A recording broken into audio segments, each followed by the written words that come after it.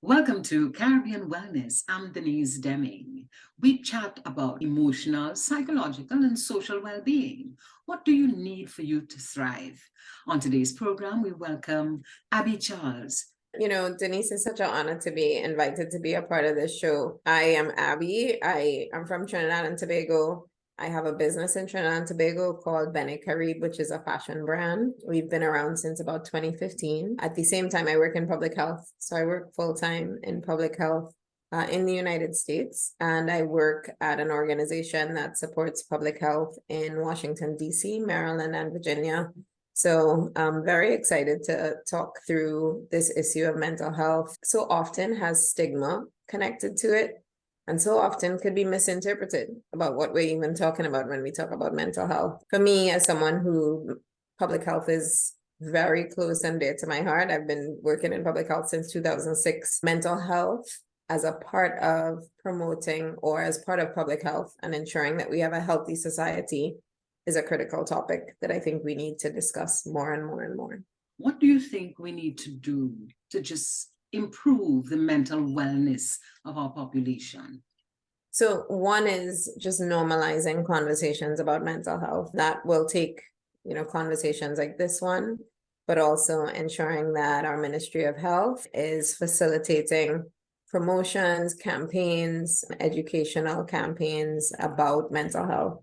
We're so focused on using social media as a platform to get messages out, but more importantly, ensuring that there are people who are trusted members of whatever neighborhood, whatever community, whatever football team, who are trained to have accurate conversations about mental health, who are in community, maybe knocking on doors when they have conversations, when they linemen, they're able to provide information, maybe sneak in a conversation about mental health to encourage people to begin to have these conversations. But also another piece that we need to make sure, so one, training more community members as mental health advocates is going to be critical. Two, making sure that we have the resources to support people who have mental health, not even diagnoses, but just more people who want to talk about whatever their experiences have been or whatever they're going through so that they can get closer to a diagnosis if it's needed, right? So I do think we need more resources dedicated to supporting the community and paying those community members as advocates. And then also ensuring that we have people being trained as the professionals who could support increased access to mental health supports in Trinidad and Tobago. What could the employers do to improve the mental wellness of their employees? Some of the things that I've seen work really well is making sure that work-life balance is prioritized. So, with all things, work is important. We need to work to make money in this society to survive.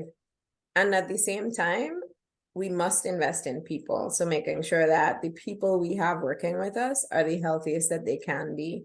That's valuable for the employer because it ensures that you have a workforce that is there and able to support your goals as an employer.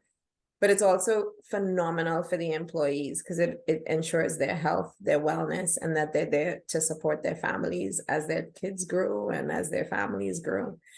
What does that look like? That looks like maybe ensuring that, people aren't getting work at 9:00 at night, that you have realistic hours. Here in the US, we're actually looking at a 4-day work week. We're hearing a lot more conversation about that. I'm thinking about having no meeting days. What we saw during the pandemic is that more people felt like overwhelmed with meetings. I don't know if it's because people are working from home. Employers felt like, okay, we need to make sure that you have the work that you're doing at home to know that you're being productive. So work just felt like it was overwhelming for a lot of people. And I think as we move out of the still existing pandemic, but now that we're more open, ensuring that, the workload is balanced and that people feel that they have balance. Something else to make sure that you might include as a benefit for your staff is having a counselor on contract who they could reach out to and have a conversation with if they do need some type of support. So employers can have like an employee assistance program that provides lower cost or free talk therapy for your staff, and have that therapist, of course, they're certified, they're trained, and they could provide necessary referrals if there's more support that's needed, aside from maybe 2 or 3 or 4 conversations that you might have in your contract with that team member for each staff member. So I think that's a good strategy, just creating safe spaces for your employees to talk and normalizing it, right? When you have staff meetings, making sure that conversations about health, wellness are a part of your talks, not just getting the work done. So employers also need to be aware, trained, and implementing these types of strategies to support their staff. I think our mental wellness is affected by so many different factors. Some of it is workload and stress that is happening in the moment. Some of it is as a result of experiences that we've had in our lives, that even if we have a day off, those experiences have affected how our brain works and how our brain responds to certain triggers. So I think the days off for some of us, oh yeah, that's great for our mental health. But then there are others of us who are dealing with much deeper experiences and situations that we need more than that day or those days off to process. We need the professional support. We need psychologists. We need therapists. We need counselors to help us with proven and scientific strategies. And churches too, right? Sorry, I'm talking about science, but church too. We need spaces where we can talk about those issues with people who've been trained to listen, to help us process through that accurately. You know what I'm saying? So the days off, yeah, that's great. That's great for me. But for some people who don't even know that they're dealing with a deeper issue, we have to have more strategies to address mental health. Historically, the Caribbean has been a place in which elders have been the go-to for any issues that you've had. What is your generational experience of that? I think as we have transitioned as a society, as we grow as a society, as we age as a society, that's changed significantly. I feel as though in some neighborhoods that are, some communities that are still very close-knit, people might even go to their neighborhood granny, right, to talk, which was probably really healthy back then. I think today, even in places like Trinidad, where we still have close-knit communities, I find that's decreasing, and people are less likely to talk to elders and other community members who, you know, are those sages about what they might be going through. I also think there are some topics that, yes, those elders can support with, but there's some things, you know, as individuals, sometimes we just lay everything out on our friends, family members, people in our community, and they may not be trained to handle that well. Sometimes the situations we're sharing, they may have also experienced it, and we might trigger something in them, right? Sometimes the advice that they might give, because the first thing they might do is want to give advice as opposed to just listen, may not be the healthiest. And I think there's a mix of ensuring that you have people around you and in your network, whether those are elders, friends, or otherwise, who you have as a support network, who you can talk to every once in a while, not dump on. And then at the same time, we also need to make sure that each of us has a professional who we could talk to when we do need to really address a situation that's more serious than what a friend can deal with. Tell me something about that, this importance of listening, that you go to a friend and the friend wants to give you advice as opposed to listening. You know, I'm a solutions finder and an advice giver in my life.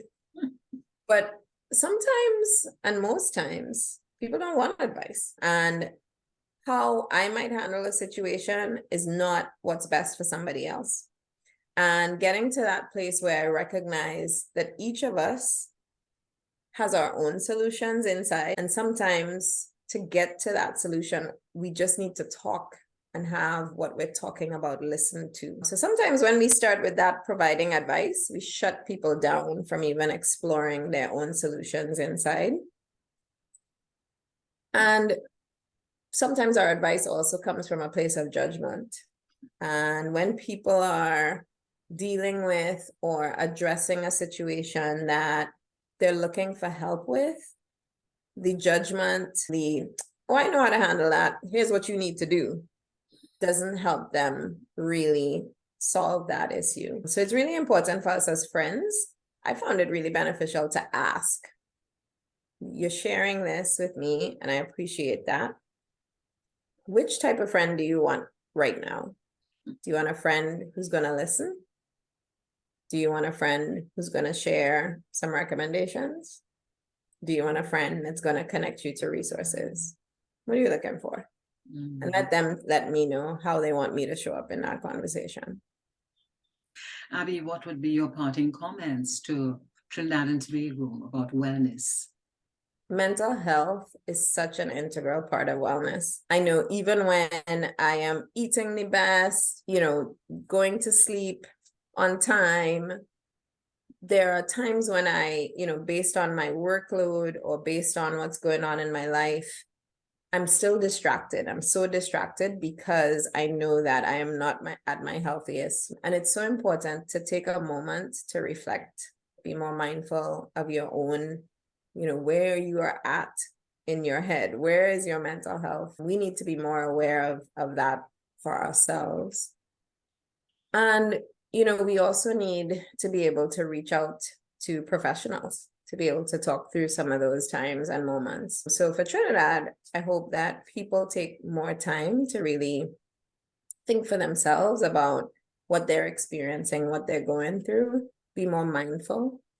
And two, I think from a policy perspective, from a budget perspective, from a finance perspective, we need to invest in more professionals to address mental health, more people like you, Dennise, who can provide counseling, therapy, etc., to our kids and adults. We hear it all the time. Everybody needs a therapist. Everyone should have a therapist from the time they're born to talk through the things that we don't even know we need to talk through.